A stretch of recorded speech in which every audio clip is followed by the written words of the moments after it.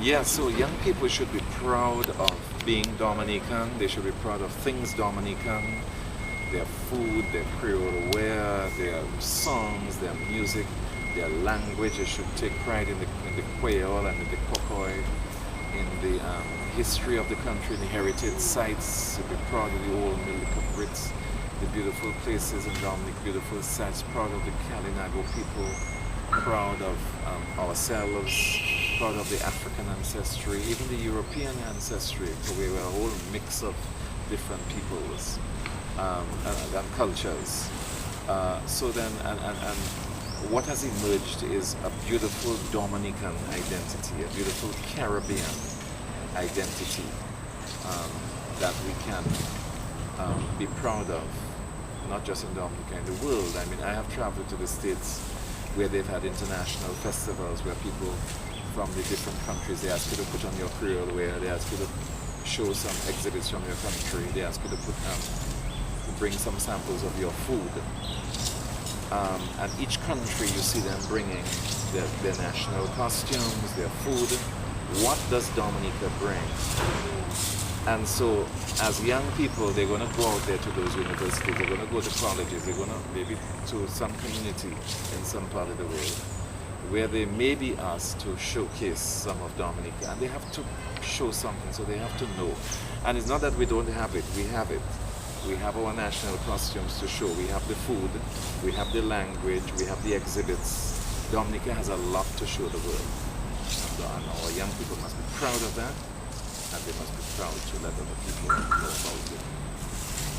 Okay, Mr. Lawrence, at this time I'd like you to, if you'd like to recognize any groups or persons who have shown commitment to culture or cultural heritage in Dominica. Well, the list is very, very long. And I doubt I'll be able to remember everybody. But in the areas of groups, you have groups like the Dominica Folk Singers, you have the Swinging Stars, you have the Midnight Groovers, you have the Cicero Singers, you have the Paybush Cultural Group, you have the Carifuna Cultural Group, the Carina Cultural Group, Capuchin, you have the Tradibel Group, you have the Wetica Group, you have groups from Grand Fond, from Delis, from Capuchin, Decaz. You have groups from all over the island. You have Jingping bands that have been there for years. Portsmouth, Girardel, Jingping. Petit Soufriere. You have the Petit Savane, Jingping. Petit Savane Cultural Group is another group that has been there for forever. They are ones that we really have to recognize as Petit Savane. And their Jingping band. And other Jingping bands from Woodford Hill, from Girardel, Eccleston, I think I mentioned it, from Portsmouth, Paybush.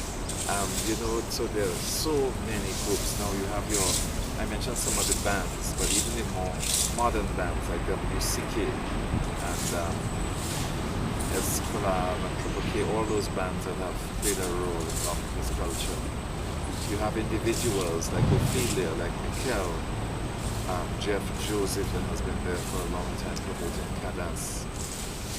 You have people like the Calypsonians that have been there for a long time, Hunter, Teresa, and all of that.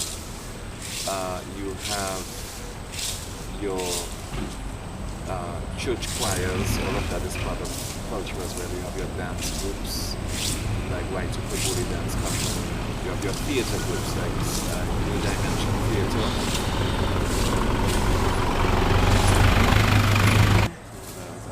The groups, the bands.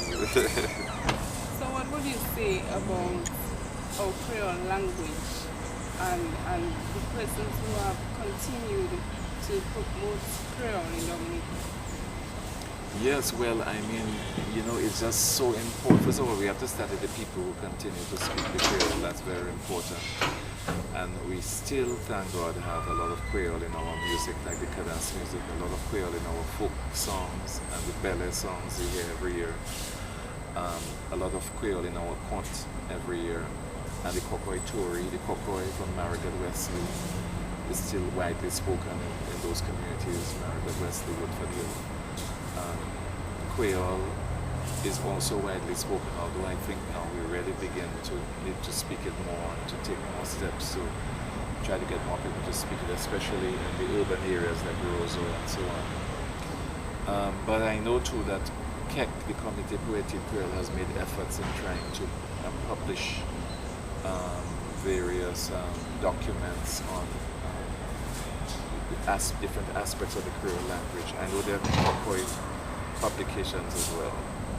There are people on the radio who do special programs like Felix Henderson, K1 Fountain Experience Creole. There's news in Creole. So there's a lot being done in promoting the languages. I feel more could be done still, but at least there are efforts being made. This year, as part of Independence, we have our history week, which focuses on our Creole languages. So I hope that will also give a boost to the promotion and preservation of our Creole languages. Well, Mr. Lawrence, dominicasource.com recognizes you as a great Dominican, and we want to encourage you to do what you do and continue to build our culture. Thank you very much. I'm very humbled by that recognition.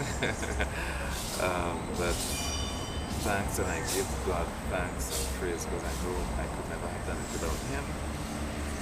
And I thank dominica.source.com for your recognition, and I wish you continued success with the work that you have started. Thank you.